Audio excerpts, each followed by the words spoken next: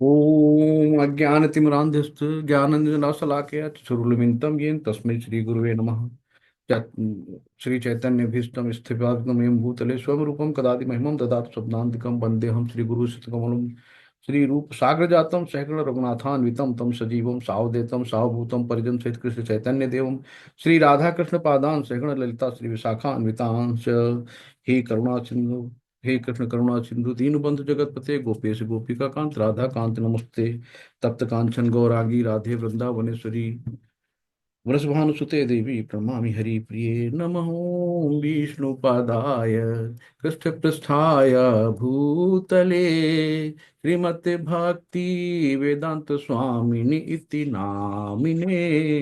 नमस्ते सरस्वती देवे गौरवाणी प्रचारिणी निर्विशेष शून्यवादी पाश्चात्य देश तारिणी। जय श्री कृष्ण चैतन्य प्रभु नित्यानंदा श्री अद्वैत गदाधर श्रीवासादि गौर भक्त वृंदा। हरे कृष्णा, हरे कृष्णा, कृष्णा कृष्णा हरे हरे, हरे राम राम राम हरे हरे। हरे कृष्णा कृष्णा कृष्णा हरे हरे, हरे राम राम राम हरे हरे। हरे कृष्णा कृष्ण कृष्ण हरे हरे, हरे राम राम राम हरे हरे। अनंत कोट वैष्णव वृंद की जय, श्री पाद की जय, सभी भक्तों की जय हो। हरे कृष्णा, सभी को धन्य प्रणाम। तो आज का तीसरा चैप्टर है हमारा कर्म योग, योग ऑफ एक्शन। तो हम लोग जानते हैं कि कर्म क्या होते हैं। कर्म हमारे जो है, और योग, योग का मतलब है कि जो भी चीज हम भगवान से जोड़कर करते हैं तो हमें योग कहलाता है। जो भी कर्म भगवान के लिए किया जाए, भगवान से जोड़ के किया जाए, वो कर्म योग कहलाता है। तो हमारे योग का मतलब होता है ना कि दो दो दो का योग यानी जोड़ना। तो हमें क्या करना है, कर्म योग और कर्म कांड एक समान नहीं है। तो कर्म कांड क्या है और कर्म योग क्या है।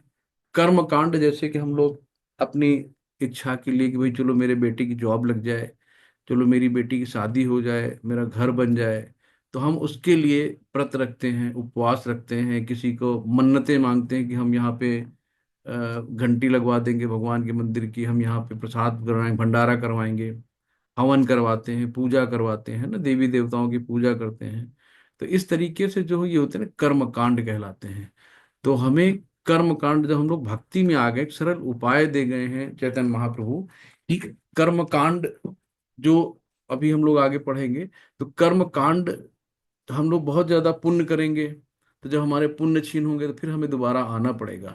तो इसीलिए हम लोग ज्यादा कर्म कांड के चक्कर में ना पड़ के सिंपल भगवान की भक्ति करते हैं।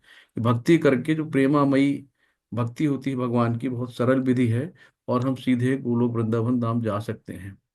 तो इसीलिए हमें देखना है कि हमें कर्म कांडों से दूर रहना है।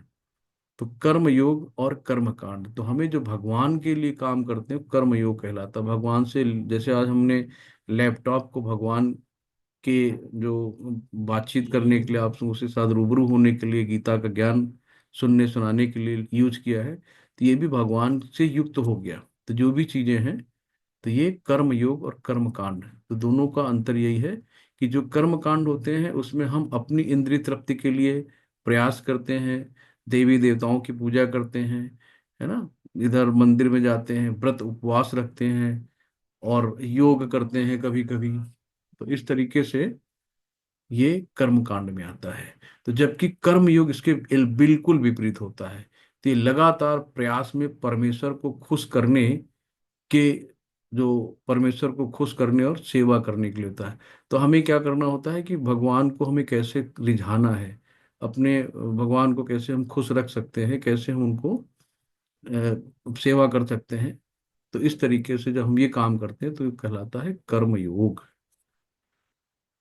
तो यहाँ पे पहला श्लोक आता है, जयसी चेत कर्मस्ते मतः बुद्धिर्जनार्दन तंकि कर्माणि घोरे मान नियोजयसि केशवः। अर्जुन ने कहा, हे जनार्दन, हे केशव, यदि आप बुद्धि को सकाम कर्म से श्रेष्ठ समझते हैं, तो यहाँ पे अर्जुन ने कई सवाल एक साथ पूछ दिए। तो बुद्धि को सकाम कर्म से श्रेष्ठ समझते हैं, तो फिर आप मुझे इस घोर युद्ध में क्यों लगाना चाहते हैं? तो अर्जुन का पहला सवाल ये था। और उसके बाद, व्यामिश्रेण वाक्येन बुद्धि मोयसीव मे तदेकं वद निश्चित्य येन श्रेयो हम आपनुयाद। आपके व्यामिश्रित यानी अनेकार्थ उपदेशों से मेरी बुद्धि मोहित हो गई है, अतः कृपा करके निश्चय पूर्वक मुझे बताएं कि इसमें से मेरे लिए सर्वाधिक श्रेष्ठ कर क्या होगा। तो जब भी हम भगवान से मांगते हैं, कुछ कहते हैं, तो भगवान से हमें कुछ कहना नहीं है। भगवान से हमें ये ऐसे ही बोलना है अर्जुन की तरह कि हे प्रभु, जो मेरे लिए श्रेयस्कर हो वो आप बताओ, जो मेरे लिए श्रेयस्कर हो वो आप करें, जो मेरे बच्चों के लिए श्रेयस्कर हो वो करें। तो भगवान को पता है, हमसे अच्छा पता है कि क्या करना है। तो हमें क्या करना है कि जो भगवान से हमें कोई ऑर्डर नहीं देना, भगवान की मेरे लिए कर दो वो कर दो। तो हमें भगवान से यही कहना है कि भगवान जो मेरे लिए श्रेयस्कर हो कृपया वो बताएं। श्री भगवान उवाच, लोकोऽस्मिन् द्विधा निष्ठा पुरा प्रोक्ता मया नघ ज्ञान योगेन संख्यानाम कर्म योगेन योगिनाम। श्री भगवान ने कहा, हे निष्पाप अर्जुन। तो अर्जुन को कहा निष्पाप। अर्जुन भगवान के भक्त हैं, शुद्ध भक्त हैं। तो उनको कहा, हे निष्पाप अर्जुन, मैं पहले ही बता चुका हूं कि आत्म साक्षात का प्रयत्न करने वाले दो प्रकार के पुरुष होते हैं। जो अपने आप को समझने चाहते हैं वो दो प्रकार के होते हैं, कुछ इसे ज्ञान योग द्वारा समझने का प्रयत्न करते हैं और कुछ भक्ति में सेवा करके। तो बहुत लोग होते हैं, देखा होगा कि आपने, बहुत शास्त्रों का तर्क वितर्क करते हैं, बहुत अध्ययन करते हैं, बहुत ये बुक पढ़ लिया वो बुक पढ़ लिया, यहाँ से पढ़ाया वहां से पढ़ाया, उसके बाद वो अपना तर्क वितर्क करते हैं, अपने आप को बहुत ज्ञानी रूप में बताते हैं, मैं बहुत ज्ञानी हो गया हूँ। और कुछ लोग सिंपल सरल भक्ति करके भगवान की प्रेममयी सेवामयी भक्ति करके भगवान को प्राप्त कर लेते हैं। तो इस तरीके से भगवान ने बताया कि आत्म साक्षात्कार का प्रयत्न करने वाले दो प्रकार के पुरुष होते हैं। तो इसमें ज्ञान योग द्वारा समझने का प्रयत्न करते हैं और कुछ करते हैं भक्तिमयी सेवा के द्वारा। तो अब क्या करना है कि हमारे पास खड़े हैं हम लोग, अलग अलग वे हैं कि हम भक्तिमय सेवा में जाएं, ज्ञान योग में जाएं, किधर जाएं। तो कुछ लोग बहुत हठ तपस्या करते हैं, ध्यान करते हैं, हजारों साल पहले दिखते पूजा करते थे, कोई एक पैर पे खड़ा है, कोई वो करा है।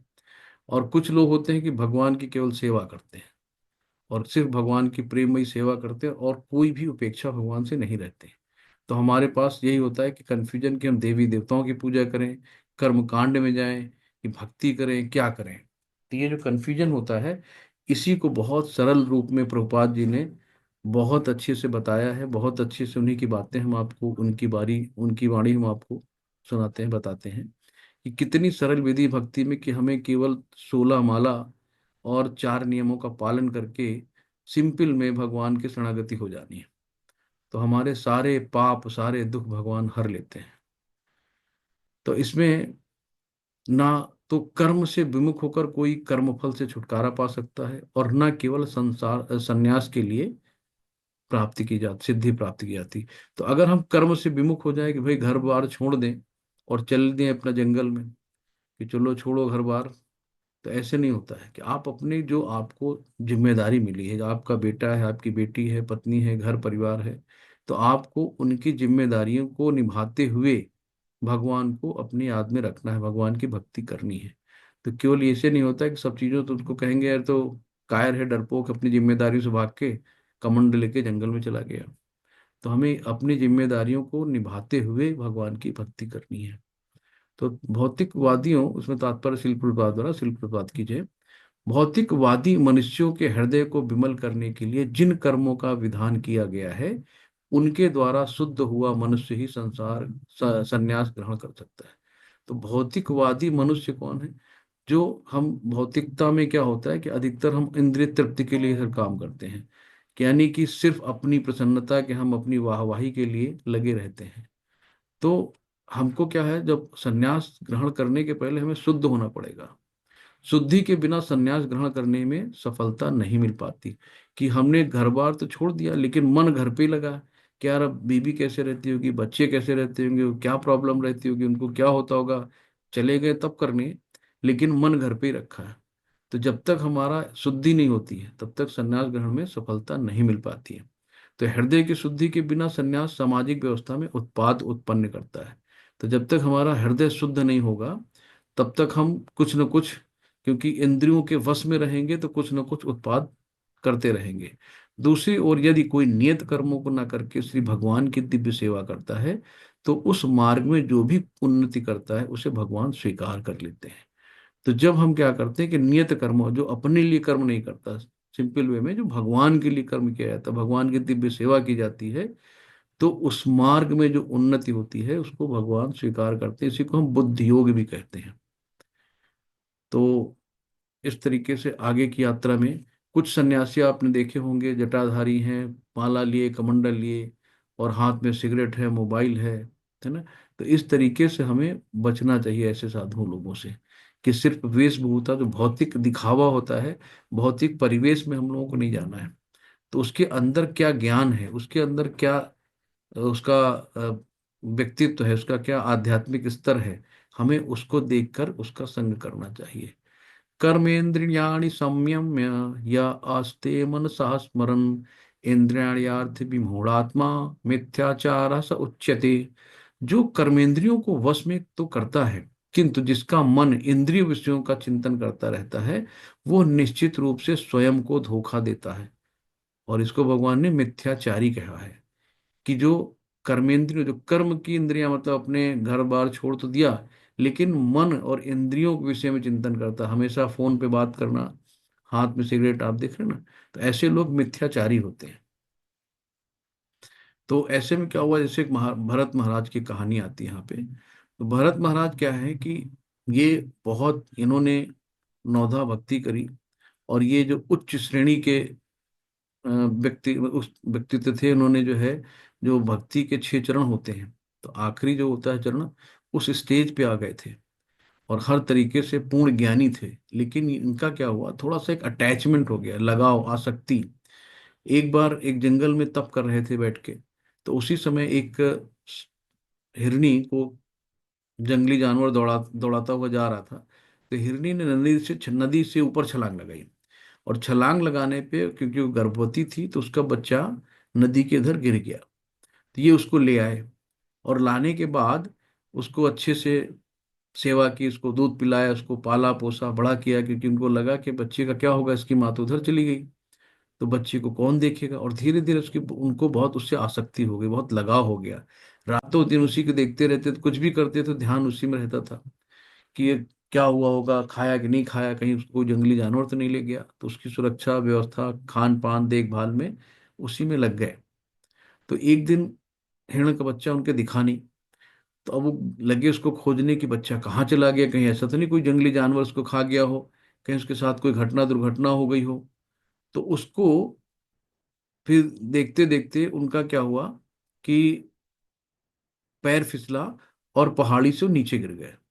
और अब सोचने लगे कि अब क्या होगा, अगर ये बच्चा जो है हम नहीं रहेंगे तो कैसे, क्या होगा, कि इनको कौन खिलाएगा, कौन देख रेख करेगा, कैसे क्या होगा।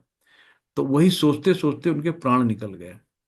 और प्राण निकलने पे उनका जो आखिरी वो रहा, आखिरी में मन उनका हिरण पे था। तो अगला जन्म उनका हिरण का हुआ। तो ये आगे बहुत और स्टोरी है, क्योंकि शुद्ध भक्त थे भगवान के। तो हिरण के रूप में भी इनको स्मरण भगवान ने दिया। तो आगे भगवान जो स्मृति विस्मृत भगवान ने सब अपने हाथ में रखी है। कि किसको याददाश्त, 1 सेकंड में किसी को याददाश्त गायब कर देते हैं, पागल की तरह घूमने लगता है। 1 सेकंड में किसी को शॉर्ट सर्किट हुई, पैरालिसिस हो जाती है। तो हम कितनी भी अपने आप में करें कि मैंने करा, वो मैंने करा, भगवान जब चाहेगा ना, क्षणिक 1 सेकंड लगता है उसको। जरा सा कुछ हुआ नहीं कि तुरंत रूपरेखा सब शरीर की बदल जाती है। तो अंत काले च माम एवं स्मरण मुक्ता कलेवरम। तो अंत काल में जिस चीज की स्मरण होती है, तो वैसे ही हमें अगला जन्म मिलता है। तो इसीलिए पहले लोग हमेशा देखते होंगे कि भगवान के नाम से अपने बच्चों के नाम रखते थे, कि कम से कम आखिरी समय में बच्चों से अटैचमेंट रहता है। कि एक कहानी है उनके, कि उन्होंने आखिरी में जो है, अजामल की कहानी है कि अजामल जो है एक जंगल में उनकी माता जी ने भेजा कि जो पुष्प ले आओ जाके कुछ पूजा के लिए। तो पुष्प लाने के लिए गए तो वहां देखा कि एक वेश्या उनकी निगाह में पड़ी, उसको देख लिया कामरत करते हुए। तो अब उनके दिमाग में वही चीजें आ गई। अब उसके बाद उन्होंने उस वेश्या के आगे पीछे घूमना शुरू किया कि आप मुझसे मैरिज कर लो, मैं आपसे शादी करना चाहता हूँ। तो वेश्या ने कहा कि आपके घर में ऑलरेडी पत्नी माता जी हैं, आप जाइए यहाँ से, हमें नहीं करनी है। फिर भी वो लगे रहे कि किसी भी शर्त में हमें शादी करनी है। तो उनके कहने पर उन्होंने अपनी पत्नी, अपनी माता, बच्चों को, सबको घर से बाहर निकाल दिया उस वेश्या के चक्कर में, और उस वेश्या को घर ले आए। अब उसके बाद उससे 10 बच्चे हुए, मतलब 9 बच्चे हुए, और 10वां जो बच्चा प्रेग्नेंट थी। तो उसी समय कुछ साधु लोग वहां पे आए और उन्होंने पूछा कि क्या यहाँ पे कोई ऐसा पवित्र घर है जहाँ हम रुक सकें, प्रसादम ले सकें। तो गांव में कभी कभी ठिठोली करते हैं लोग बाग, बोले हाँ हाँ देखो देखो, बहुत बहुत बहुत पवित्र घर है, आप वहां जा सकते हो। तो साधुओं को क्या पता, वो चले गए, उन्होंने कुंडी खटखटाई। तो वेश्या निकली, प्रेग्नेंट थी। तो उन्होंने कहा कि मुझे पता चला है कि आपका घर बहुत पवित्र है, और हम यहाँ पे आज रात रुक के प्रसाद लेके सुबह निकल जाएंगे, थोड़ा विश्राम करना चाहते। तो वो बहुत लज्जित हुई कि अरे, आप लोगों को हंसी का पात्र बनाया है, हम तो वैश्या हैं, हम तो वैसे ही नीच कुल में हैं, और हमारे पति दिन में इधर उधर हाथ पैर मारते हैं, चोरी और चमारी करते हैं घर पालने के लिए। तो फिर भी साधु ने कहा कि कोई बात नहीं, तो हम आ ही गए हैं, तो आप नहा धो के शुद्ध हो लो और प्रसादम की तैयारी करो, आज हम लोग रुकेंगे। और उन्होंने उस बच्चे का नामकरण भी करके गए कि इसका नाम नारायण रखना।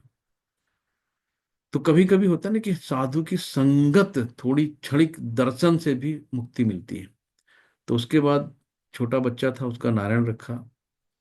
तो जब आखिरी में उनकी मृत्यु होने लगी, तो जब होता है ना, जब आदमी दर्द होता है तो बच्चे को याद करता है, तो नारायण नारायण, बचाओ मुझे, बताओ। तो अब आखिरी में यमराज के दूत आ गए, यमदूत आ गए। अब उन्होंने नारायण का नाम ले लिया, अंत काले च मामेयं स्मरण मुक्ता कलेवरम। तो आखिरी में उन्होंने नारायण का नाम लिया, नारायण का नाम लेते हुए विष्णु के दूत आ गए। अब दोनों में लड़ाई हो गई कि वो बोले कि ये तो बहुत इसने जिंदगी में कौन से अच्छे कर्म किए हैं जो आप विष्णु जी ने दूत भेज दिए, इसने तो जिंदगी में सब पाप ही किए हैं, गलत काम किए हैं, कुछ भी नहीं करा। तो अब यमराज के दूत उसको ले जाने लगे, उधर विष्णु के दूत आ गए, वो बोले इसने एक बार नारायण का नाम लिया, इसको हम लेके जाएंगे। तो अब ये होता है कि आखिरी में अगर नारायण का नाम, तो इसीलिए जो कलयुग में क्या है, कलयुग केवल नाम आधारा, सुमिर सुमिर जग उतरे पारा। तो कलयुग में सिर्फ नाम का महत्व दिया गया है, और नाम हम तब ले पाएंगे जब हमें शुरू से एक्सपीरियंस होगा नाम लेने का। तो नाम जब हमें अभ्यास होगा तभी ले पाएंगे। आदमी कहता है अभी अभी कौन सी उम्र है, चलो बुढ़ापे में कर लेंगे, जब उम्र होगी तब कर लेंगे, अभी तो हमारी उम्र नहीं है। जरूरी है बुढ़ापा है मेरे को? कल का ठिकाना नहीं है, पानी का बुलबुला है जिंदगी, कब जाके कहाँ फट जाता है। तो इसलिए हमें आज से ही नाम जब शुरू करना होता है, जब से जब जागो तब सवेरा। तो जब हमें ज्ञान आ गया कि बुढ़ापे में पता लगा बीमारी में वेंटिलेटर मुंह में पड़ा होगा, आईसीयू में भर्ती होंगे, क्या होगा मुझे नहीं पता, तो उस समय नाम याद आएगा क्या? तो उसके लिए हमें पहले से ही तैयारी करनी होगी, हमें पहले ही से भगवान का नाम लेना होगा। पहले ही से हमें, जब हम अभी स्वस्थ अवस्था में भगवान का नाम लेंगे, तो जब आखिरी में मेरे को कष्ट होगा, जब मेरी ऐसी दुर्दशा होगी, तो भगवान मेरा नाम लेंगे कि ये भगवान ने वादा किया है। तो इस तरीके से हमें प्रयास अभी से करना है। बुढ़ापा किसी ने देखा कि अरे अभी क्या करें, बाद में करेंगे। तो इस तरीके से फिर जो कहानी में था कि वो फिर नारायण से वहां से उनका बढ़िया सा विमान आ गया, और वो सीधे भगवत धाम को चले गए। सिर्फ बच्चे का नाम नारायण रखने की वजह से उनका, क्योंकि पुराने जन्म में भक्त थे, तो भक्ति कभी खराब नहीं जाती है। आज आईएएस पीसीएस बन जाओ, डॉक्टर बन जाओ, तो ये पद यहीं रह जाते हैं, लेकिन भक्ति जहां से खत्म करते हैं आप, वहीं से अगला जन्म मिलता है उसी घर में, और वहीं से आपकी भक्ति स्टार्ट होती है। तो इस तरीके से भक्ति कभी खराब नहीं जाती है। तो इसलिए आप देखते हो कि छोटे छोटे बच्चे हैं, 2 2 3 3 साल के, उनको श्लोका लर्न है और अच्छे से बोल लेते हैं। तो इसके मतलब कि कहीं न कहीं उनके पुराने जो जहाँ से उन्होंने भक्ति खत्म की थी, तो वैसे ही वैष्णव घर में अच्छे उच्च कल घर में उनको जन्म मिला, कि जहाँ से उनकी वहीं से भक्ति स्टार्ट हो जहाँ से उनकी खत्म हुई थी। तो इसलिए भक्ति कभी भी व्यर्थ नहीं जाती। श्री विष्णु जी के लिए यज्ञ रूप में कर्म करना चाहिए, अन्यथा कर्म के द्वारा भौतिक जगत में बंधन उत्पन्न होता है। अतः हे कुंती पुत्र, उनकी प्रसन्नता के लिए अपने नियत कर्म करो, इस तरह तुम बंधन से मुक्त होगे। हम लोग यहाँ पे बंधनों में बंधे हैं। कोई सतोगुण में है, कोई रजोगुण में है, कोई तमोगुण में है। तो 99% लोग तमोगुण में, रजोगुण में है। रजोगुण में ज्यादा 3 गुण होते हैं जो हमें बांधते हैं। तो 3 गुण कौन है? सतोगुण, तमो रजोगुण और तमोगुण। तो सतोगुण में हम लोग बहुत सात्विक विचार के रहते हैं, अच्छी मानसिकता के रहते हैं, भगवान की पूजा आराधना करते हैं, भगवान को भोग लगा के खाना खाते हैं। तो ये हमारे सब सतोगुण में होते हैं। रजोगुण वाला व्यक्ति बहुत महत्वाकांक्षी होता है। उसकी मतलब हर चीज की कोई लिमिट नहीं होती, कितना कैसे पैसा कमाए, वो भागता रहता है पैसों को कमाने के लिए इधर उधर सब। तो इस तरीके से वो रजोगुण में आता है। और तमोगुण में आलस निद्रा प्रमाद इन सब में रहता है। थोड़ा सा वेट कर लो, थोड़ा सा क्लास चल रही है, आधा घंटा लगेगा, हाँ बैठ लो। तो तमोगुण में आलस निद्रा प्रमाद ये सब चीजें रहती हैं। तो बहुत आलसी रहता है, निर्णय नहीं ले पाता है ना, बहुत कंफ्यूजन में रहता है। तो इस तरीके से तमोगुण का प्रभाव होता है। तो हमें क्या करना है कि जो भी कर्म करना है, कृष्णार्पणमस्तु, तो हर चीज हर कर्म को भगवान को अर्पण कर देना है। तो उसका हमें, जब हमने भगवान के लिए सब कुछ कर दिए, तो उस बंधन से हम मुक्त हो सकते हैं। तो इसमें क्या है, यज्ञों के द्वारा प्रसन्न होकर देवता तुम्हें भी प्रसन्न करेंगे। तो जो हम यज्ञ करते हैं, यज्ञ जो होती है मतलब भोक्ताराम या तपसाम, तो सारे भोक्ता हमारे भगवान श्री विष्णु हैं। किसी को भी आप देवताओं को पूजते हो तो इनडायरेक्ट रूप में भगवान को ही पूज रहे हो। तो यज्ञों के द्वारा प्रसन्न होकर देवता तुम्हें प्रसन्न करेंगे, और इस तरह मनुष्यों तथा देवताओं के मध्य सहयोग से सबों को संपन्नता प्राप्त होगी। तात्पर्य शिल प्रभुपाद द्वारा, यज्ञ से मनुष्य के खाद्य पदार्थ शुद्ध होते हैं। जो हम खाना खाते हैं, अगर हमने भोग लगा दिया, यानी अब देखो, अब बात यहाँ पे है कि भोग आप, कोई अगर मीट मछली बना रहा है तो उसका तो भोग लगाता नहीं भगवान को, प्याज लहसुन का भोग लगाता नहीं है। तो ऑब्वियस है कि जो भगवान को हम खिलाएं वही हम खाएं। तो ये हमारी मानसिकता होती है, जो हम अपने लड्डू गोपाल को खिला पाए, जो हम अपने कन्हैया को खिला पाए, जो अपने राधा रानी को खिला पाए, हम वही खाएंगे। तो ये जब मन में होता है तो शुद्धता अपने आप आती है। तो यज्ञ से मनुष्य खाद्य पदार्थ शुद्ध होते हैं, और शुद्ध भोजन करने से मनुष्य का जीवन शुद्ध हो जाता है। जीवन शुद्ध होने से स्मृति के सूक्ष्म तंतु शुद्ध होते हैं, और स्मृत तंतुओं के शुद्ध होने पर मनुष्य मुक्ति मार्ग का चिंतन कर सकता है। और ये सब मिलकर कृष्ण भावना मृत तक पहुंचाते हैं, जो आज के समाज के लिए सर्वाधिक आवश्यक है। तो जब हम चीजों को में कि जैसा खाओ अन्न वैसा होए मन, जैसा पियो पानी वैसी होए वाणी। तो हमें हमेशा अपने खान पान पे हमेशा अलर्ट रहना चाहिए कि हम क्या खा रहे हैं, क्या पी रहे हैं, है ना। बाहर का जो व्यक्ति बनाता है खाना, उसकी कैसे ऑरा होंगी, कैसा व्यक्ति होगा, नहीं पता। आजकल तो और भी ज्यादा गंदगी खाने में सब चलने लगी, जब से थूक मूत सब होने लगा बाहर का, तो सोच भी नहीं सकते किसमें क्या मिलावट हो, कैसे क्या हो। तो इसलिए हमेशा अलर्ट रहना चाहिए। घर पे शुद्ध सात्विक भोजन बनाओ, और अपने हाथ का बनाया हुआ शुद्ध, पता है कि मुझे क्या बनाया है, क्या हमें भगवान को अर्पित करना है। तो जब भी खाओ भोग लगा के खाओ। जीवन की विभिन्न आवश्यकताओं की पूर्ति करने वाले विभिन्न देवता यज्ञ संपन्न होने पर प्रसन्न होकर तुम्हारी सारी आवश्यकताओं की पूर्ति करेंगे। किंतु जो इन उपहारों को देवताओं को अर्पित किए बिना भोगता है, वो निश्चित रूप से चोर है। अब सोचिए, भगवान का ही सब कुछ है। कहते नहीं हम लोग गाना गाते, तेरा तुझको अर्पण क्या लागे मेरा। सब जानते हैं कि तेरा तुझको अर्पण है, लेकिन अर्पण कुछ करते हैं क्या? तो ये मेरा है, ये मेरा मकान है, मेरी गाड़ी है, मेरा बेटा है, ये फलाना है, मेरे पास इतना है, सब मैं मैं मैं। तो ऐसे नहीं करते, सब कुछ भगवान का है। ईशावास्यमिदं सर्वम, कि भगवान ने जिस व्यक्ति को जितना कोटा दिया है उस कोटे से अधिक उसको ग्रहण नहीं करना चाहिए। तो जितनी जरूरत है उतना रखो, संचय नहीं करो। तो हमें हमारी आवश्यकताएं कभी पूर्त होती नहीं है। तो इस तरीके से हमें चीजों को बहुत ध्यान रखना चाहिए, कोई भी गड़बड़ी नहीं करनी चाहिए। और इन सब चीजों को याद रखना चाहिए कि हमें जो भी हमें लेना है भगवान को बिना अर्पित करे गले से नीचे नहीं लेना है। तात्पर्य शिल प्रपात द्वारा, शिल प्रपात की जय। देवतागण भगवान विष्णु द्वारा भोग सामग्री प्रदान करने के लिए अधिकृत होते हैं। तो जैसे प्राइम मिनिस्टर हैं, प्राइम मिनिस्टर ने अपना पूरा एक प्रोटोकॉल बनाया है कि उनके विभाग में सचिव हैं, मंत्री हैं, जो भी हैं सब, तो सबको अलग अलग डिपार्टमेंट दे दिया गया है। तो वैसे देवता लोग भी भगवान के सहायक के रूप में होते हैं। तो उस तरीके से उन्होंने अपने अपने डिपार्टमेंट बांट दिए हैं। तो देवतागण भगवान विष्णु द्वारा भोग सामग्री प्रदान करने के लिए अधिकृत किए गए हैं, अतः नियत यज्ञों द्वारा उन्हें अवश्य संतुष्ट करना चाहिए। तो हमें नियत यज्ञों द्वारा उन्हें संतुष्ट करना चाहिए। वेदों में विभिन्न देवताओं के लिए भिन्न भिन्न प्रकार के यज्ञों की संतुष्टि है, किंतु ये सब अंततः भगवान को ही अर्पित किए जाते हैं। तो जो भी होता है आखिरी में होता है ना, विष्णु को ही सब कुछ यज्ञ विष्णु के लिए किया जाता है। तो देवता लोग उनके जैसे हम लोग हैं ना, कि हमारे हाथ पैर नाक मुंह है। तो अगर हमने पेट में खाना डाल दिया तो पूरे शरीर को मिल गया ना। ये तो नहीं कि हाथ को अलग खिला दिया, पैर को अलग खिलाया, नाक को अलग खिलाया, गर्दन को अलग खिलाया। तो पेट में जैसे भोजन गया तो पूरे शरीर में मिल गया। जैसे वृक्ष है, वृक्ष की जड़ में पानी डाला तो पूरे वृक्ष को पानी मिल गया। तो अलग अलग पत्तियों में, टहनियों में, तने में डालने से कोई मतलब नहीं होता है। किंतु जो ये नहीं समझ सकता है कि भगवान क्या है, उसके लिए देव यज्ञ का विधान है। जो भगवान को नहीं समझता वो इधर देवी देवताओं की पूजा करता है। तो क्षणिक उपासना से क्षणिक सुख मिलता है।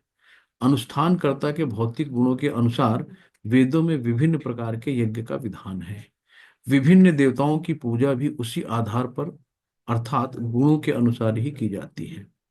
तो कोई भाई शंकर जी को पूजा कर रहा है कि चलो मुझे अच्छा पति मिले, कोई लक्ष्मी जी की पूजा कर रहा है कि मुझे लक्ष्मी मिले, कोई गणेश जी की पूजा कर रहा है कि मुझे बुद्धि मिले, तो कोई वैभव लक्ष्मी जी की पूजा कर रहा है, कोई अलग अलग देवी देवताओं के लोग अलग अलग अपने स्वार्थ के लिए पूजा करते हैं। और देवी देवता क्या होते हैं, भगवान के शुद्ध भक्त होते हैं।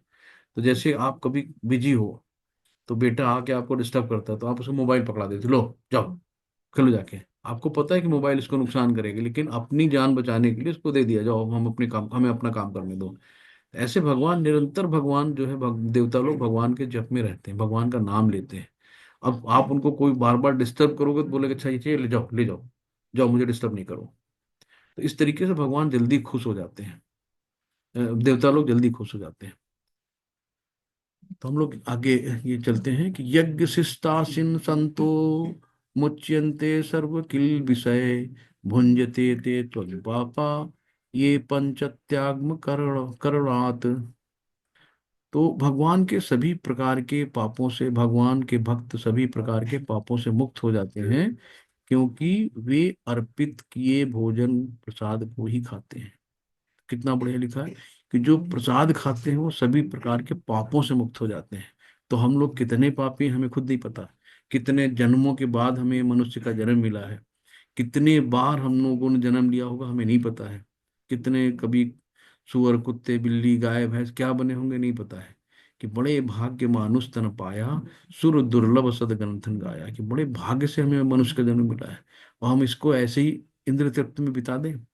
तो आप सोचिए कि भाई अगर हमें इंद्र तृप्ति, सुअर भी 14 बच्चे पैदा कर लेता है, वो भी पेट भर लेता है, वो भी अपना दिनचर्या बिता लेता है, वो भी अपने बच्चों को पाल लेता है।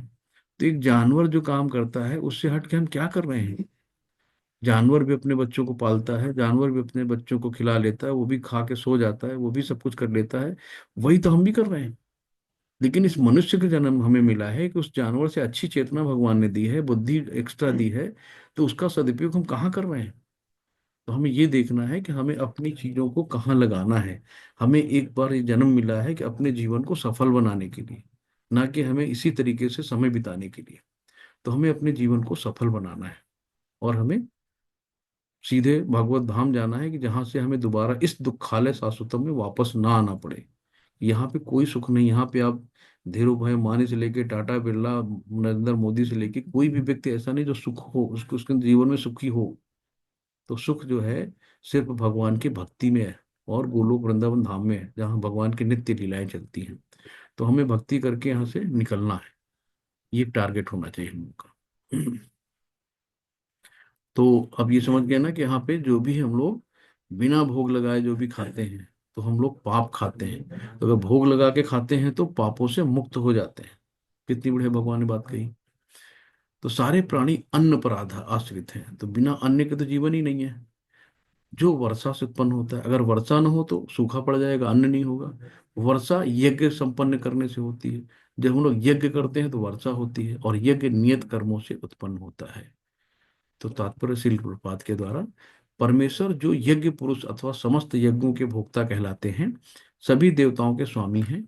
और जिस प्रकार शरीर के अंग पूरे शरीर की सेवा करते हैं, उसी तरह सारे देवता उनकी सेवा करते हैं। इंद्र, चंद्र तथा वरुण जैसे देवता भगवान द्वारा नियुक्त अधिकारी हैं। तो भगवान ने ही इंद्र को नियुक्त किया है वर्षा करने के लिए।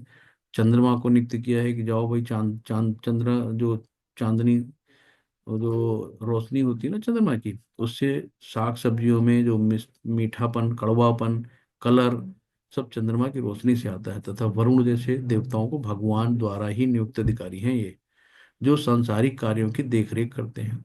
सारे वेद इन देवताओं को प्रसन्न करने के लिए यज्ञों का निर्देश करते हैं, जिससे वे अन्न उत्पादन करते हैं, प्रचुर वायु, प्रकाश, जल प्रदान करते हैं। जब कृष्ण की पूजा की जाती है तो उनके अंग स्वरूप देवताओं को भी स्वतः पूजा हो जाती है। यानी जब हम कृष्ण जी की पूजा करते हैं तो उनके अंग स्वरूप देवता जो है उनकी पूजा हो जाती है। यानी कि जैसे हमने पेट में खाना पानी डाला, तो हाथ पैर शरीर सब जगह पहुंच गया अपने आप। ठीक है। तो अतः देवताओं की अलग से पूजा करने की आवश्यकता नहीं है। इसी हेतु कृष्ण भावनामृत भगवत भक्त सर्वप्रथम कृष्ण को भोजन अर्पित करते हैं और तब खाते हैं।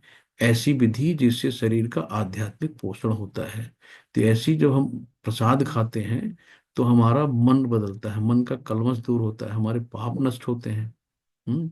और आप देखो ना कि मंदिर में, आप कभी कभी आप देखते हो यहाँ पे दुर्गा जी भी रखी हैं, हनुमान जी भी रखे हैं, शिव जी भी रखे हैं, काली मैया भी रखी है, सब रखे हैं। अब किसको टीका लगाएं किसको नहीं लगाएं वो बुरा ना मान जाए, उनको भी पूजा कर लें, उनको भोग लगा दें। तो अपने में लगता है ये तो नहीं छूट गए। तो हम बड़ा कंफ्यूज रहते हैं पूजा करने में भी। लेकिन अगर सिर्फ एक की पूजा करनी हो, एक की आराधना करनी हो, तो कोई कंफ्यूजन नहीं है। तो एक के साधे सब सदे, सब साधे सब जाए। तो हमें एक को पकड़ना है, सिर्फ सिर्फ और कृष्ण को पकड़ना है। कृष्ण जी ने खुद ही कहा है। तो अभी हम लोग अगर आगे और पढ़ेंगे साथ रहेगा, तो उसमें जब कृष्ण जी पहुंचते हैं, तो नंद बाबा इंद्र की खुश करने के लिए यज्ञ कर रहे थे। तो कृष्ण जी ने स्वयं मना किया कि ये सब क्या कर रहे हो भाई, यज्ञ क्या करना, तो कहने भाई इंद्र देवता की पूजा कर रहे हैं और इंद्र देवता को खुश करना है, तो कहीं कुछ नहीं करना है। तो इंद्र देवता नाराज हो गए, तो उन्होंने भारी बारिश कर दी वृंदावन में। तो फिर कृष्ण जी उस समय 6-7 साल के थे। उन्होंने अपनी छोटी सी उंगली उठाई, लेफ्ट हैंड की, और गोवर्धन पर्वत उठा लिया। तो वही उनकी लीला है। तो इंद्र को जब पता चला कि ये तो कुछ हो ही नहीं पा रहा, इनके ऊपर तो कोई फर्क ही नहीं पड़ रहा है, तब जाके उसने क्षमा याचन की, हमसे गलती हो गई। तो इस तरीके से भगवान ने स्वयं, अपन ये लीलाएं पढ़ी हैं कि भगवान ने स्वयं कहा है कि आपको इधर उधर भटकने की जरूरत ही नहीं है। ठीक है। हरे कृष्णा। तो इसमें फिर अब देखिए, यहाँ पे अन्न कहाँ से आता है? जब वर्षा होती है, अन्न वर्षा से आता है। और वर्षा कहाँ से आती है? जब हम लोग यज्ञ करते हैं। और यज्ञ करने के लिए हमें क्या करना है कि अपने कर्तव्यों का पालन करना है। कर्तव्यों का पालन कहाँ से हमें पता चलेगा? वेद से पता चलेगा। वेद कहाँ से आते हैं? भगवान की वाणी है, भगवान से आते हैं, है ना। और हम जब ये सब कर्म करेंगे, यानी कि जो भी अन्न है वो किसने दिया है? भगवान ने दिया है। सब भगवान का है, तभी कहते हैं तेरा तुझको अर्पण। तो जो भी हम खाना बनाते हैं, जो भी हम अ, भोजन लेते हैं, तो सबसे पहले हमें क्या करना है? भगवान को अर्पण करना है, यानी कि भोग लगाना है। तो जब हम भगवान को भोग लगाएंगे, उसके उनका दिया हुआ खाना खाएंगे, तो हमारी मानसिकता बदलेगी, हमारा शरीर स्वस्थ होगा, हमारे अंदर जो कुविचार हैं वो सब चले जाएंगे, हमारा मन मस्तिष्क सब हल्का होगा, है ना। किसी से ईर्ष्या द्वेष नहीं रहेगी। तो जैसा खाएंगे अन्न वैसा होगा मन। तो हमेशा हमें क्या करना है, प्रसाद खाना है। तो ठीक है, यही साइकिल है। देखिए ना, वर्षा से अन्न हुआ, अन्न हमने भगवान का भोग लगाया, भगवान का भोग लगा के हमने उनके द्वारा दी हुई पुस्तकें पढ़ी, जिससे हमें बुद्धि आई। बुद्धि आने के साथ हमने फिर क्या करा, कर्तव्यों का पालन किया अपने। फिर उन्हीं में ये यज्ञ हो गया, यानी पूजा पाठ हो गई, इससे हो गई वर्षा, वर्षा से फिर अन्न हुआ। तो ये पूरा साइकिल है। और फिर देखिए, श्री चैतन्य महाप्रभु की जय। जय श्री कृष्णा चैतन्य प्रभु नित्यानंदा श्री अद्वैत गदाधर श्री वासादि गौर भक्त वृंद। तो जब भगवान आते हैं तो अपनी पूरी टीम लेके आते हैं, अकेले नहीं आते हैं। तो यहाँ पे क्या है कि जय श्री कृष्ण चैतन्य प्रभु चैतन्य महाप्रभु हैं, नित्यानंद जी हैं, अद्वैत गदाधर हैं, और श्रीवास गौर भक्त वृंद हैं। तो ये पांच लोगों का जो नाम लिया जाता है, उसके बाद ही हम लोग ये मंत्र बोलते हैं कि हरे कृष्ण कृष्ण कृष्ण हरे हरे, हरे राम राम राम हरे हरे। तो ये जो है वेदों में वर्णित है, ये भागवतम में 11वें स्कंद के 5वें अध्याय के 32वें श्लोक में ये दिया हुआ है। तो ये शास्त्रों में निहित है, जो महामंत्र है कि यही कलयुग केवल नाम आधारा, सुमिर सुमिर जग उतरे पारा।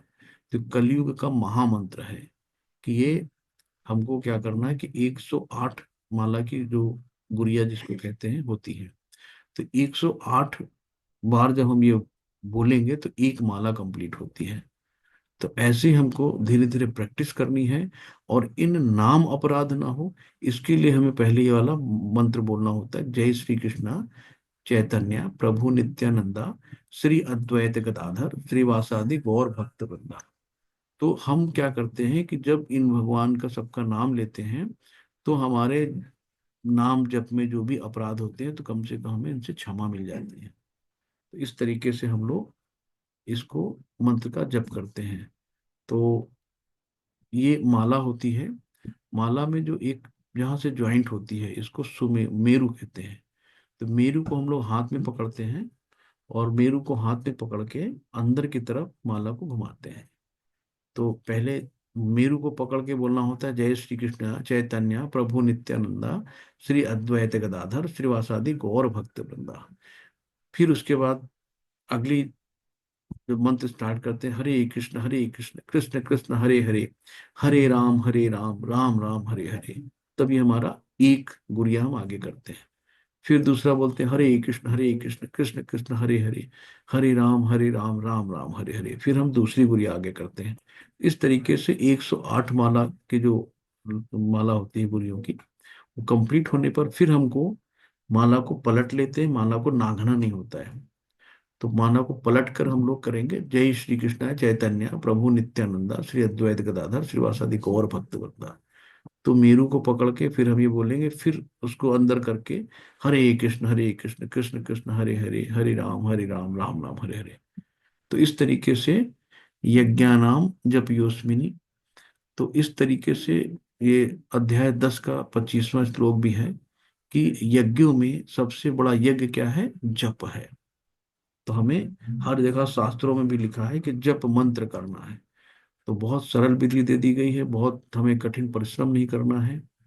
तो इस तरीके से हमें क्या करना है कि हम अपनी जो हमारे बॉडी के स्तर हैं, कि दही हम लोग बॉडी, कि ये अच्छा है, ये बुरा है, सुंदर है, खराब है, ये नहीं करना। तो हमें इससे स्तर से ऊपर उठना है। इससे उठ के हम लोग सेंसोरियल प्लेटफॉर्म पे आते हैं, इंद्रिय स्तर पे आते हैं। फिर धीरे धीरे इंद्रियों को भी नीचे करके हम लोग मानसिक यानी बुद्धि स्तर पे आते हैं। फिर हम लोग मेंटल स्तर पे आने के बाद इंटेलेक्ट आता है हमारा। तो इंटेलेक्ट में हमें ज्ञान होता है कि हमें करना क्या है। फिर धीरे धीरे हमारा आध्यात्मिक स्तर उठता है, कि हम स्पिरिचुअल प्लेटफॉर्म पे आते हैं, कि भगवान के अलावा कुछ भी नहीं है। सिर्फ हमें हर एक चीज भगवान से जोड़ के करना है, उनसे दूर रहकर कुछ भी नहीं करना है। तो इस तरीके से जब हम धीरे धीरे भक्ति में आगे बढ़ेंगे, तो एक एक स्तर आगे बढ़ते जाएंगे।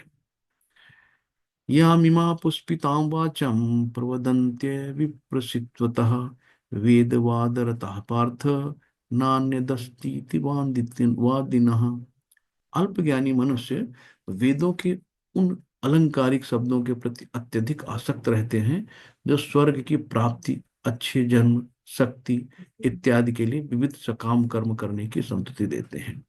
तो अल्पज्ञानी मनुष्य को, जो अल्पज्ञानी होते हैं ना, तो वो वेदों के कुछ न कुछ ऐसे शब्द ले लेते हैं और उनका अपने हिसाब से कुछ न कुछ लगा लेते हैं और बताते हैं स्वर्ग की प्राप्ति ऐसे होगी, अच्छे जन्म लेंगे तो क्या होगा। और सकाम कर्म, जो अपने लिए, सकाम कर्म मतलब जो अपने स्वार्थ के लिए, अपने लिए किया जाए, अपने फायदे के लिए किया जाए, तो ये लोग अल्पज्ञानी लोग उसकी संस्तुति करते हैं। अब यहाँ पे बहुत अच्छा सा ये है। तो हमें क्या करना है, हमारी जो ये इंद्रियां हैं पांच, तो कौन कौन सी है? आंख है, नाक है, और ये देखो कान है, और ये है स्पर्श यानी स्किन है, और सेंस जिह्वा। तो जीभ, नाक, कान, आंख और त्वचा, तो ये हमारी इंद्रियां कहलाती हैं। इन इंद्रियों की लगाम किसके पास में है? मन के पास।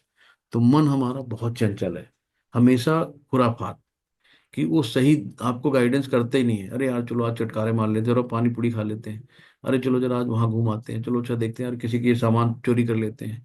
तो मन बहुत ही चंचल है। इसमें कहा ना, चंचला ही मन कृष्णा। अर्जुन ने भी कहा कि हे कृष्ण, मन इतना चंचल है, मैं वायु को तो अपने वश में कर सकता हूँ, हवा को अपने वश में कर सकता हूँ, वायु को, लेकिन मन को अपने वश में कैसे करें? तो फिर उन्होंने कहा था अभ्यास से तो कौनते हैं, यानी अभ्यास और वैराग्य के द्वारा अपने मन को कंट्रोल किया जा सकता है। तो इसी तरीके से जो हमारी इंद्रियां हैं, इनको हमें मन रूप की लगाम, और मन के पीछे कौन है? बुद्धि, इंटेलिजेंस है ना, बुद्धि। तो हमें बुद्धि की माननी है। तो बुद्धि हमेशा सही निर्णय देती है, लेकिन मन बुद्धि पे जब हावी होता है तो हम गलत काम कर बैठते हैं। हमेशा बचपन में जो भी कभी कभी कोई गलत काम किए होंगे, देखा होगा, तुरंत धड़कनें तेज हो जाती हैं, बुद्धि कहती है मत करो यार ये गलत काम है, लेकिन मन कहता है अरे करो यार देखा जाएगा। तो कभी कभी मन की जो सुनेगा तो मंकी बन जाएगा। तो मंकी क्या करता है? इस डाल पे चलता उधर चलता है। तो मन हमेशा आपको इधर उधर भटकाता रहेगा। तो हमेशा मन की मत सुनिए, बुद्धि की सुनिए। तो ये यहाँ पे इस तरीके की चीजें हैं। तो हमें हमें अपने मन की लगाम से बुद्धियों, बुद्धि की लगाम से मन को कंट्रोल करना है। और जब मन कंट्रोल हो जाएगा तो इंद्रियां अपने आप काबू में आ जाएंगी। अतः कर्म फल में आसक्त हुए बिना मनुष्य को अपना कर्तव्य समझकर निरंतर कर्म करते रहना चाहिए। तो प्रभुपाद जी देखिए यहाँ पे बैठे हैं, श्रील प्रभुपाद की जय। प्रभुपाद जी अपने सारे भक्तों को बता रहे हैं, ज्ञान दे रहे हैं कि कर्म फल में आसक्त हुए बिना, कि जो भी कर्म करो उसके फल की इच्छा मत करो, वो सब कुछ कृष्णार्पणमस्तु। तो हमें कृष्ण के लिए कर्म करना है। तो अतः कर्म फल में आसक्त हुए बिना मनुष्य को अपना कर्तव्य समझकर निरंतर कर्म करते रहना चाहिए, क्योंकि अनासक्त होकर कर्म ऐसे ही ब्रह्म, परम ब्रह्म यानी परम की प्राप्ति होती है। तो परमात्मा की प्राप्ति होती है, परम मतलब भगवान के लिए कहा गया है यहाँ पे। तो हमें जो भी कर्म करके भगवान को समर्पित कर देना है।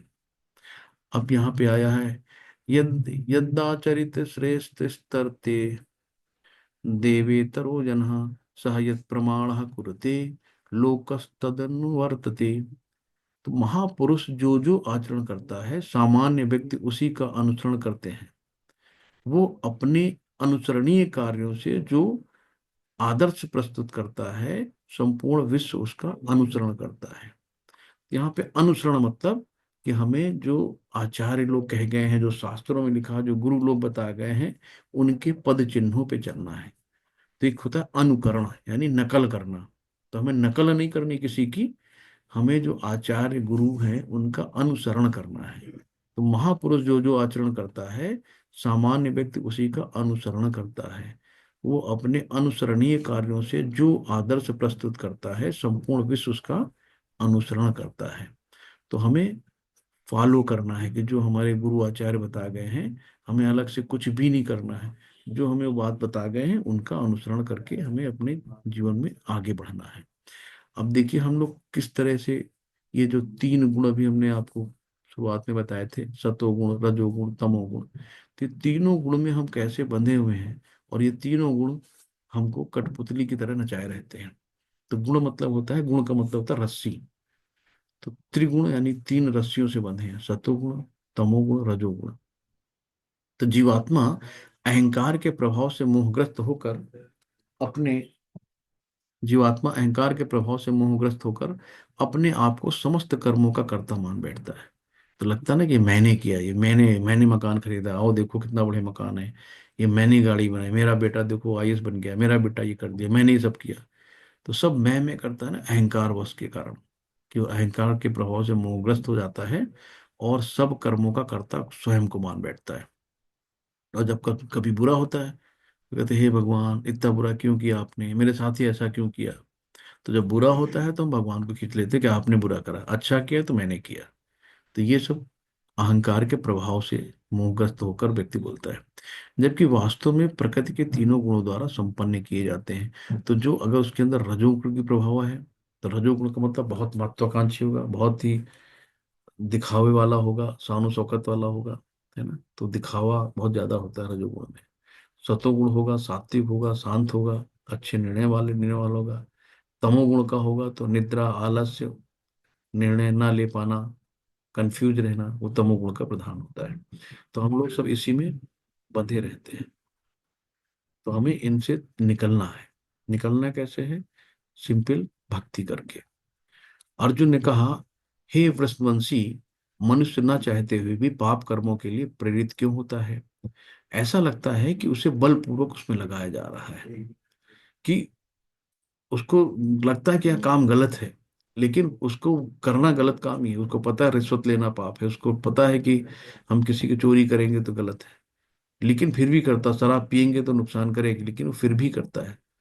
तो ऐसा लगता है कि उसे बलपूर्वक उसमें लगाया जा रहा है, क्यों करता है ऐसा? तो अर्जुन ने ये कहा। अब यहाँ पे तो अचिंत्य भेदा भेद है यहाँ पे, बढ़िया सा। तो इसमें जो धूमिना विव्रिये वहिर्यथादर्शो मलेन च यथोल्बेलान्वृतो गर्भस्तथा तेनेदमावृतम। जिस प्रकार अग्नि से धुएं, दर्पण से धूल अथवा भ्रूण गर्भाशय से आयुक्त रहता है, उसी प्रकार जीवात्मा इस काम की विभिन्न मात्राओं से आवृत रहता है। अब आप देखो बहुत धुआं है, तो अगर हम धुआं को हटाएंगे तो हमें आग दिखेगी ना। दर्पण है, उसमें मिट्टी धूल, ऊपर से धूल मिट्टी साफ करेंगे तो आईना दिख जाएगा।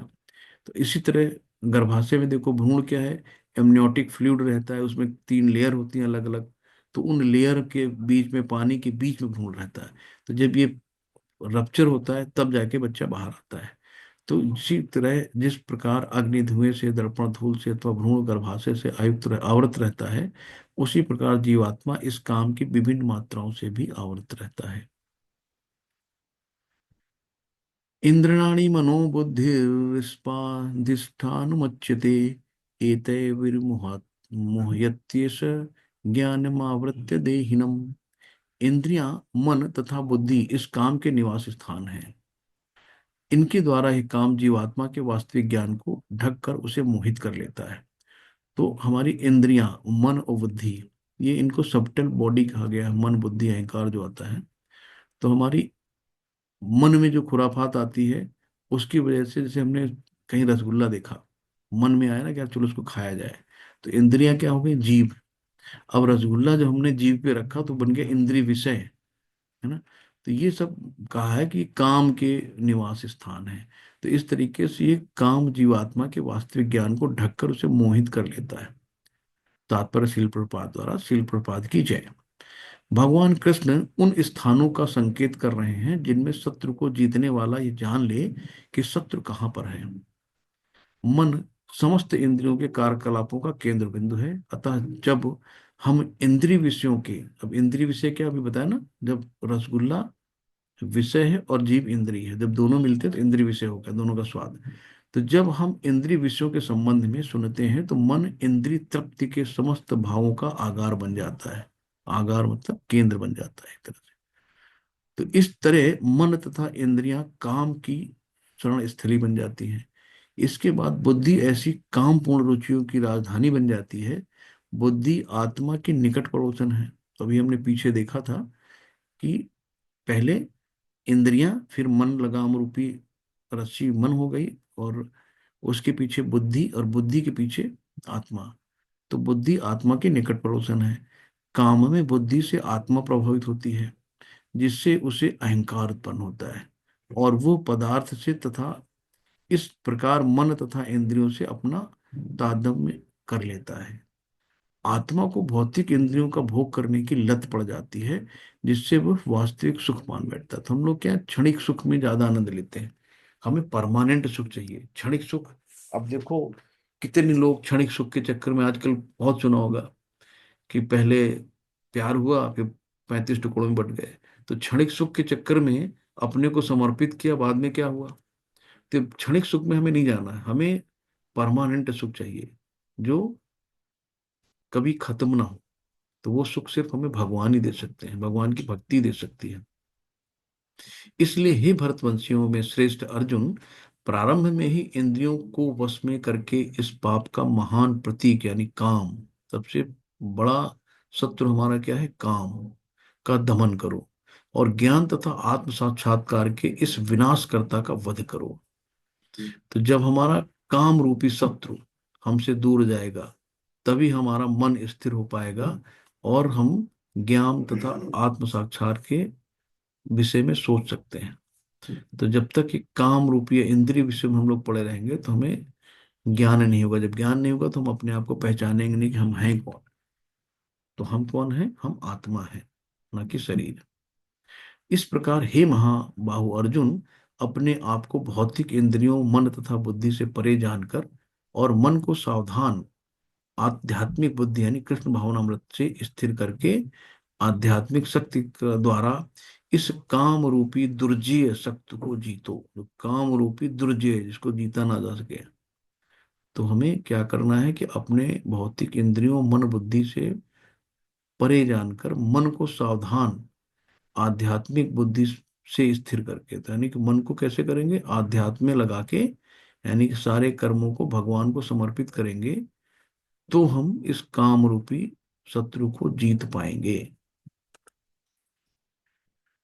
तो पूरा ये सारांश लिखते हैं प्रभुपाद जी। श्रील प्रभुपाद की जय। श्रील प्रभुपाद से कुछ शब्द हैं। भगवत गीता का यह तृतीय अध्याय निष्कर्षतः मनुष्य को निर्देश देता है कि वो निर्विशेष शून्यवाद का चरम लक्ष्य न मानकर अपने आप को भगवान का शाश्वत सेवक समझते हुए कृष्ण भावनामृत में प्रवृत्त हो। भौतिक जीवन में मनुष्य काम तथा प्रकृति के प्रभुत्व पाने की इच्छा से प्रभावित होता है। प्रभुत्व तथा इंद्रिय तृप्ति की इच्छाएं बद्ध जीव की परम शत्रु हैं। प्रभुत्व तथा इंद्रिय तृप्ति की इच्छाएं, तो प्रभुत्व जताना कि ये मेरा है, ये मैंने किया, ये मेरे द्वारा संपन्न हो, ये मेरा बेटा है, देखो ये हो गया, ये मेरा घर है, ये मेरी गाड़ी है। तो प्रभुत्व हो गया। और इंद्रियों, तो अभी बताया ना कि इंद्रियों को अपने वश में करना, मन तथा बुद्धि पर नियंत्रण रख सकता है ऐसे करके। इसके लिए मनुष्य को सहसा अपने नियत कर्मों को बंद करने की आवश्यकता नहीं है, अपितु धीरे धीरे कृष्ण भावनामृत विकसित करके भौतिक इंद्रियों तथा मन से प्रभावित हुए बिना अपने शुद्ध स्वरूप के प्रति लक्षित स्थित बुद्धि से दिव्य स्थिति को प्राप्त हुआ जा सकता है। तो हम सडन कह दें कि हम सब काम छोड़ देंगे, नहीं हो पाएगा। तो हमें धीरे धीरे प्रयास करना होगा। तो जब हम धीरे धीरे प्रयास करेंगे, तो एक ना एक दिन हमारा मन स्थिर हो जाएगा। यही इस अध्याय का सारांश है। सांसारिक जीवन की अपरिपक्व अवस्था में दार्शनिक चिंतन तथा यौगिक आसनों के अभ्यास से इंद्रियों को वश में रखने के कृत्रिम प्रयासों से आध्यात्मिक जीवन प्राप्त करने में सहायता नहीं मिलती, जिसे श्रेष्ठ बुद्धि द्वारा कृष्ण भावनामृत में प्रशिक्षण होना चाहिए। तो हमें कृष्ण भावना, कृष्ण का जब भाव मन में आएगा, तभी हमें अमृतपान का सुख मिलेगा। तो हमें क्या करना है, अपने मन वचन कर्म से हमें भगवान के प्रति समर्पित होना चाहिए। तो समरी यहाँ पे क्या है कि वैराग्य कर्म तो कौन सा प्रधान है, तो ये पूछा। और निष्काम कर्म ज्यादा श्रेष्ठ है, ज्ञान योग है। तो इसमें हमने कहा कि नियत कर्म करते हुए आप सब कुछ करो, लेकिन भगवान को सेंटर में रखो। कर्मकांड और कर्मयोग, कर्मकांड के बारे में भी हम लोगों ने बात किया कि देवी देवताओं की पूजा करना, हवन करना, यज्ञ करना, वो कर्मयोग हमें भगवान की तरफ ले जाता है। तो इसी तरीके से जो है कि जो हमारे मिसाल पेश करने, यानी कि जो हमारे पूर्वज गुरु आचार्य लोग करके गए हैं, हमें उनका अनुसरण करना है। और सबसे बड़ा दुश्मन हमारा कौन है? काम, क्रोध, लोभ। ये हमारे बहुत बड़े दुश्मन है। काम सबसे बड़ा शत्रु है। हरे कृष्णा। सभी को दंडवत प्रणाम। किसी की कोई भी क्वेरीज हो तो आप हैंड रेज करके पूछ सकते हैं। हरे कृष्णा।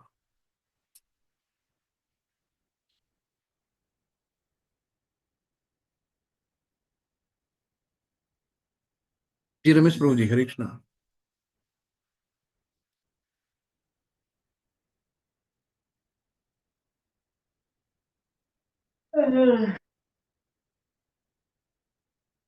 हरे कृष्णा ताने माता जी। जी प्रभु जी, हरे कृष्णा। प्रभु जी आप अनम्यूट कर सकते हैं, मैंने अलाउ कर दिया है। जी जी। हरे कृष्णा प्रभु जी, हरे दंडवत कृष्णा प्रणाम। दंड प्रणाम प्रभु जी। जी प्रभु जी। हाँ, प्रभु जी अभी आपने बहुत अच्छी तरह हमको बताया अजामिल की कथा।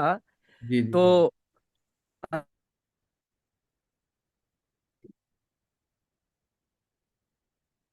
जी प्रभु जी बोलिए।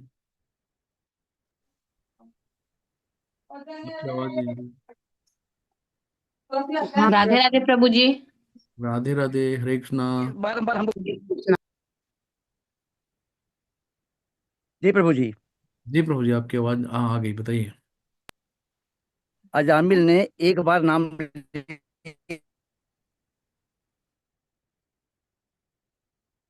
प्रभु जी आप नेटवर्क बार में बार नहीं नाम हैं। लेना पड़ेगा, एक बार नाम लेने से उद्धार हो जाएगा।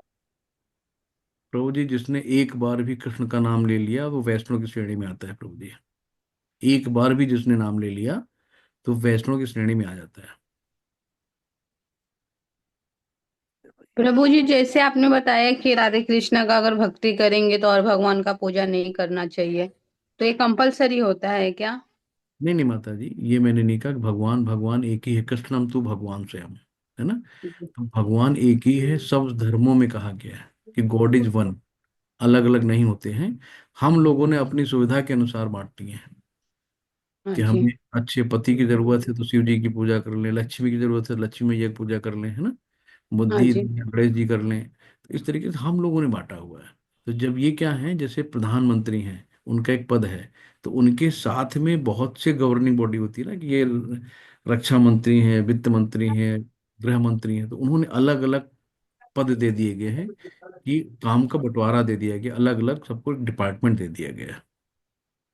ओके प्रभु। प्रभु जी ऐसा तो हरे कृष्णा का भक्ति करने में अच्छा लगता ही है, पर अभी लहसुन प्याज खाना में तो घर में बनता है तो खाना पड़ता है, तो क्या कंपलसरी होता है छोड़ना प्याज?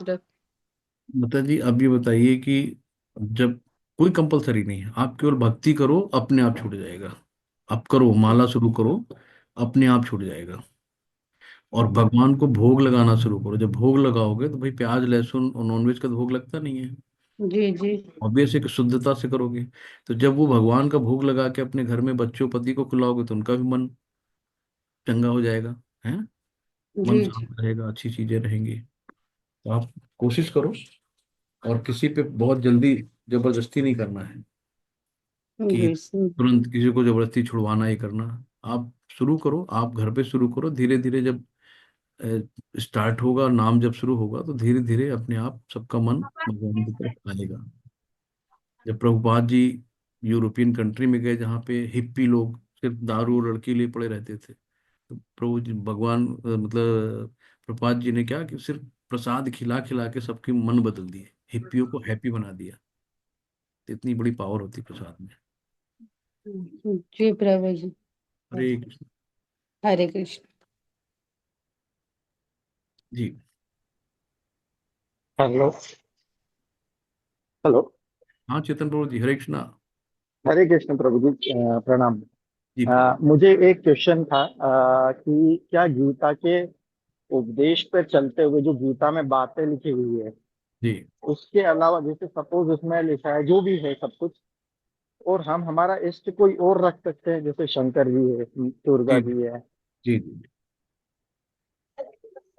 क्योंकि बात सब चीज एक ही है, तो फिर कृष्ण हरे कृष्ण मंत्र जपे या ओम नमः शिवाय, और जो गीता की लर्निंग्स है जी। इसको अपन कंटिन्यू कर सकते हैं, नाम चेंटिंग अपना जो गुरु का मिला है वो कर सकते हैं ना। नहीं प्रभु, जिसमें जिसमें जिसकी रुचि है वो कर सकता है, लेकिन यहाँ पे यही कहा गया है कि अगर पेट में हमने खाना डाला है तो हाथ पैर, पैर शरीर सबको मिल गया। यानी कि अगर पेड़ की जड़ में पानी डाला तो पूरे वृक्ष को पानी मिल गया। तो हमें पत्ती तने टहनियों अलग अलग से सबको पानी नहीं देना है। तो ईश्वर एक है, तो हमें अलग अलग जाएंगे सब वहीं। वही बीच में हम लोगों ने कहा ना कि अंत में प्राप्त भगवान विष्णु को ही होता है जो भी यज्ञ करते हैं हम। तो वाया वाया वो जाने से डायरेक्ट है ना। नहीं नहीं, वो सही आपका कहना, बट किसी की श्रद्धा है जब भगवान सब एक हैं, तो हाँ चाहे हाँ, शिव को जप लें या फिर बिल्कुल। कोई देवी या जो भी है, बिल्कुल कर सकते ये हैं प्रभु। सभी करते आ रहे हैं। हाँ हाँ, मतलब जी अपनी जी बिल्कुल। श्रद्धा जिसमें है। भगवान अभी बोला ना कि जिस रूप में आप हमें भजते हो, जिस रूप में आप हमें चाहते हो, उस रूप में मैं आपको प्राप्त करता हूँ। क्योंकि सात्विक भक्ति तो करते ही हैं अपन, इसमें भी शिव की में और इसमें भी करते हैं। जी जी तो गीता के उद्देश्य पे चलते हुए कृष्ण का भी पूजन कर सकते हैं, मतलब जो भी है। बट गीता के जो लिखा है सारा, उस चीज को फॉलो करें हम, और भक्ति जो है हम शंकर की करें, तो ये चल पाएगा क्या मित्र जी? प्रभु जी, शंकर जी शुद्ध वैष्णव हैं, मतलब देवता हैं। जो भी आप जिनको बोल रहे हैं ना, सभी देवी देवता हैं। तो भगवान कृष्णम तो भगवान स्वयं, तो ईश्वरम परम कृष्ण सच्चिदानंद विग्रह, तो मतलब कि ईश्वर सिर्फ एक ही है और कृष्ण है। तो आप कर बट सकते गुरु जी, हैं। हाँ अ, जैसे अगर दूसरे पुराण पढ़ेंगे, शिव पुराण जी। में तो शिव ही सब सर्वत्र, शिव और तत्व, शिव तत्व ही बोला जाता है उसको। हाँ, शिव तत्व तो है। जो शिव जैसे शिव अंतर। जी प्रभु जी बोलिए। जैसे जो बोलते हैं ना अपन, शिव तत्व को प्राप्त होना, मतलब जो क्या बोलते हैं, मुक्त हो जाना। जी देखिए, शिव और विष्णु में सिर्फ इतना ही अंतर है जैसे दूध और दही। तो जैसे दूध से दही तो बन सकता है, लेकिन दही से दूध नहीं बन सकता। तो इतना ही अंतर है, बाकी सब हैं एक ही। तो विष्णु हैं, कृष्ण हैं, सब एक ही हैं, राम हैं, सब एक ही हैं। ठीक है ना प्रभु जी। तो जी जिसमें श्रद्धा है उसी में करिए, लेकिन नाम जप करिए, माला जप करिए, भगवान की वाणी को सुनिए। तो फिर जी जो मन को अच्छा लगे वो करिए ना, जिसमें मन लगे। जी जी जी। तो ये है कि कम से कम ये देखो, चार नियमों का पालन है, उसमें कम से कम इन चार पापों से तो बच जाएंगे। पराई स्त्री को देखना, जो व्यभिचार में होता है मन, वहां से हटाना, जुआ नहीं खेलना है, शराब नहीं पीना है, मांस नहीं खाना है। तो चार पाप से तो ऐसे बच गए हम लोग। तो दिन भर में जी जी पता नहीं प्रभु कितने जी, इन पाप चार होते हैं। से तो बचे ही हुआ हमें है ना। भगवान की दया। हाँ जी। तो वही। हरे कृष्णा। और किसी का कोई प्रश्न हो जी, माता जी? हरे कृष्ण, धन्यवाद। प्रभु जी एक दिन में कितना बार माला जाप करने का? माता जी, जो प्रभुपाद जी कम से कम 16 कह गए हैं, लेकिन अभी आप एक से शुरू करो। स्टार्ट एक से करो, फिर धीरे धीरे बढ़ाइएगा। एक दिन में कुछ नहीं होता। हरे राम राम राम हरे हरे, हरे कृष्ण कृष्ण कृष्ण हरे, यही से जाप करने का ना? जी। एक हरे कृष्ण कृष्ण कृष्ण हरे हरे, हरे राम राम राम हरे हरे। हरे कृष्ण कृष्ण कृष्ण हरे हरे, हरे हरे हरे राम। राम राम राम। जी प्रभु जी, राधे राधे। हरे कृष्ण। दंडवत प्रणाम प्रभु जी। दंडवत प्रणाम प्रभु जी। प्रभु जी एक बार हम बोलना चाहते हैं। जी हरे कृष्णा कृष्णा कृष्णा हरे हरे राम राम राम हरे हरे। हरे कृष्णा कृष्णा कृष्णा हरे राम राम राम हरे हरे। बहुत सही हरे प्रभु कृष्णा। जी। ऐसे बोलना प्रभु जी। बस हमें क्या करना है कि जो हम बोल रहे हैं वो आवाज हमारी कानों तक आए। तो हम अपने ही बोले हुए जो शब्द हैं, श्रवणम सबसे अच्छी विधि है। तो अपनी ही आवाज को हम सुन रहे हैं। तो हरे कृष्ण कृष्ण कृष्ण हरे हरे, हरे राम राम राम हरे हरे। तो हमें शुद्ध उच्चारण करना है, कोई गलती नहीं करनी है, हम अपराध नहीं करना है। हरे कृष्णा। और किसी धन्यवाद। का? हरे जी हरे कृष्णा। हरे हरे कृष्ण। कृष्ण। किसी का कोई प्रश्न है तो आप लोग अनम्यूट करके पूछ सकते हैं।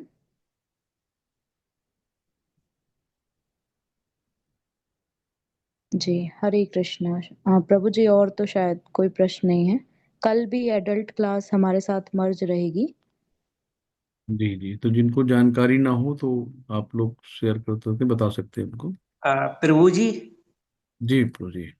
प्रभु जी, चैंटिंग जैसे आपने बताया था, माला जप करने से पहले जो एक मंत्र बताया था आपने, एक वो मंत्र, और इसके बाद पूरा जो 108 बार चैंट करना है, वो कंप्लीट हो जाने के बाद में फिर से एक आपने एक जो मंत्र बताया है वो, जी, इसके बाद से क्या करना है, दोबारा से सेकंड टाइम स्टार्ट करना है? प्रभु जी एक बार ये वो एक्सप्लेन कर ये दीजिए। ये देख लीजिए, ये जो होती है इसको मेरु कहते हैं, जहाँ से ज्वाइंट है ना। ओके।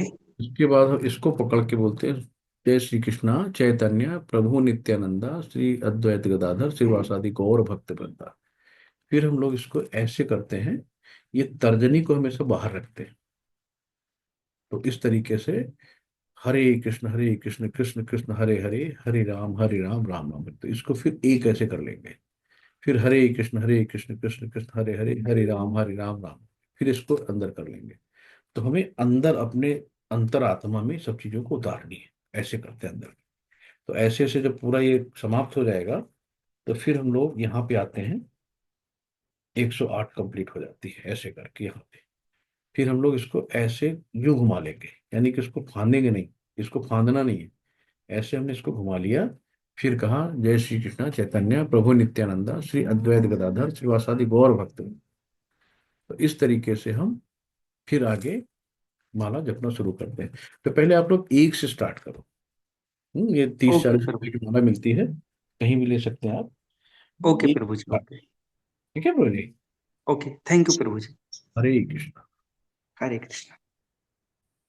और किसी का कोई प्रश्न? प्रभु जी, मैं बोलना चाहती हूँ। जी माता जी बोलिए। आपने बताया, आपका बहुत बहुत धन्यवाद। आज बहुत सारी हमारी जो भी डाउट्स थे काफी सारे क्लियर हो गए। लेकिन सर, आपने जो ये बताया है कि क्या मंत्र बोलना है, वो जी। मुझे अभी भी नहीं हुआ। क्या वो आप मेरे को व्हाट्सएप पर भेज सकते हाँ हैं? हाँ माता जी, अभी अभी जो है तान्या माता जी ग्रुप में कर देंगे इसको, है ना। माता जी आप कर देंगे ना, तो अभी ग्रुप में भेज देंगे आपको। ये महामंत्र है, हरे कृष्ण कृष्ण कृष्ण हरे हरे, हरे राम राम राम हरे। तभी ग्रुप में ये बोल वाला देंगे। पता है, अभी आपने माला जपते हुए बोला है ना कि माला जब हम हाँ हाँ शुरू स्टार्ट करेंगे। करते हैं। श्री कृष्ण चैतन्य प्रभु नित्यानंदा श्री अद्वैत गदाधर श्रीवासादि गौर भक्त वृंद। तो ये अ, माता जी भी भेज देंगी। तो आप लोग कागज भी नोट कर लीजिएगा। तो धीरे धीरे आपको रटना नहीं है, जब आप पढ़ते रहोगे करते करते अपने आप लर्न हो जाएगा। कई बार हरे करेंगे कृष्ण। धीरे धीरे हो जाएगा। हरे कृष्ण। जी प्रभु जी।